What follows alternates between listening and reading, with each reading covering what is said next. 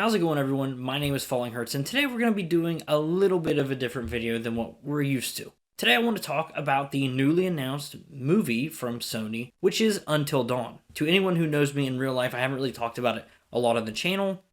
Until Dawn is one of my favorite games of all time for a very specific reason, and what I want to get into today with this announcement, I want to break down everything that's known, some big questions, and some concerns, while also, of course, putting everything that you need to know within a quick few couple minutes. So as to not waste any time, this actually dropped from The Hollywood Reporter, which is where I get a lot of these type of reports from anyway, with like the Jon Snow series a while back. I remember that was a big deal. But of course, none of this video would be relevant without the article from Boris Kit, so go check it out, go do the clicks, whatever. But at a base level, the most important thing to know about this movie, of course, it's coming from Sony Pictures, which makes a lot of sense. PlayStation and Sony already own the IP. It's unconfirmed at all if there's any involvement from the actual game creators with this. I don't know if the game director or anyone from the team over at Supermassive will be stepping in to shepherd things along in any way, shape, or form. But returning talent is one of the big parts that we'll talk about in just a minute. But for now,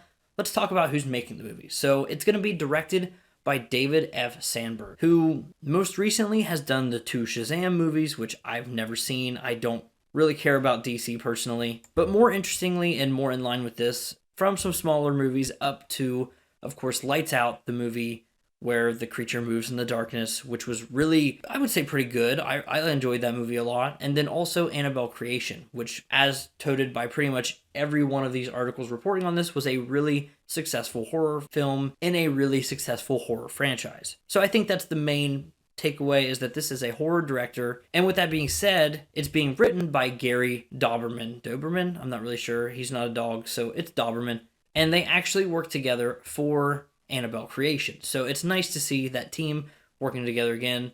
Specifically, Gary was signed on with Sony to make horror movies. So I think that's also really cool that if we like this, maybe we'll get more in the future. Now, overall, I don't think it's super important, to go into more of these people's works, but I think it's important to know that they both have a bit of a horror background and that they have worked together before, and that is something that's going to be super important going forward. Now, let's talk about the elephant in the room here. Until Dawn, to a lot of people, this genre of game, much like Detroit Become Human, or even the Telltale games themselves, is basically just a narrative-styled game with some light gameplay elements sprinkled in throughout, and really heavily focuses on choices and how the player can impact the story. So to the average gamer, these games are basically already movies anyway, the only major difference being that you can drastically change the outcome, something that you can't do in a theatrical release of a movie. In a Black Mirror episode on a smaller scale, you can change certain things, but not on this scale. So I've seen a lot of people posing the question, why does this matter? Is this even going to be relevant? First off, it's important to note that Until Dawn was a pretty widely regarded great game and pretty interesting story. I don't really appreciate the idea that the article from the Hollywood Reporter kind of spoils a bit of that charm in a way. There is definitely a twist to the game.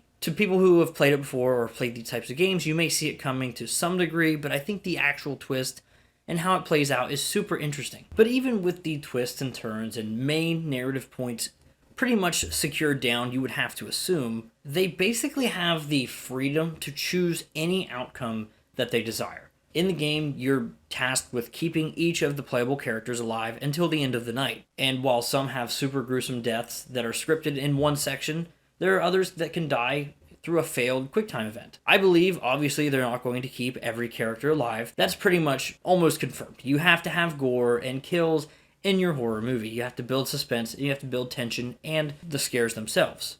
So I believe what they're really going to do is maybe they could give certain characters that are less relevant really good deaths, maybe take the best deaths from the game and mix and match them with the least important or least interesting of the characters, which I don't think that's really easy to do per se, but I think there's a way that you can do it and it's satisfying to everyone. That way you get the cool deaths and kills from the game while also potentially leaving the door open for some originality. Another interesting thing to note is that the game runs, I want to say, if I remember correctly, somewhere between 8 and 10 hours. Roughly 1 hour or 45 minutes per chapter. And a movie I don't see being over 2 hours long, probably not even hitting 2 hours. So the pacing will be way different. You'll get a lot less information, foreshadowing, background, and things like that. I'm curious to see how they're going to do it. I definitely think there's crucial points that you're going to have to do, but a lot of that is going to be cut down by the fact that you don't have to walk around as the playable character. So I'm not too concerned about that either. I think they can definitely do it. But with all of this, the main concern I have is, what are they going to do with the cast? Do they do a completely new cast, which is perfectly fine. I think that's a good idea. You get some new blood in there, some, really not known actors, and just throw them in there to the mix. I think that would be great, and I would love that. However, there is a point of contention here with, could the original cast return? It would take some reworking of the story for sure. These are meant to be younger adults. But even in the game, they didn't strike you as young adults either. So perhaps age this up to maybe a retreat of friends who have met up in their mid-lives and things go horribly wrong. But regardless, with the cast, such as Brett Dalton, Hayden Panettiere, Rami Malek is a big name now, it seems, as well as a few other characters, Peter Stormare, all of these very crucial characters who have played these roles in motion capture already could really let things shine where they're comfortable on the big screen. I really hope they consider bringing the original cast back to the best of their abilities, or at least incorporating them in some way, because there's definitely potential for other characters if they want to even do quick little Easter eggs or things like that. But so I hope there's some reverence held for that original game as well.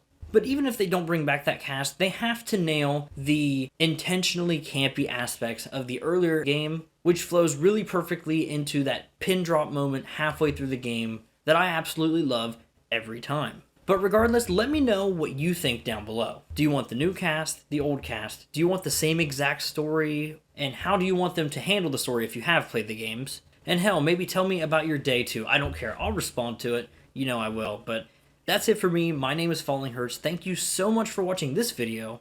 If you liked it, consider subscribing. Maybe even like the video itself. If you're a hashtag gamer, you can use my Epic creator code Falling Hurts for V-Bucks, or even just claiming the free games on Epic. It all helps. But anyways, that's it for me. Thanks for watching. Goodbye.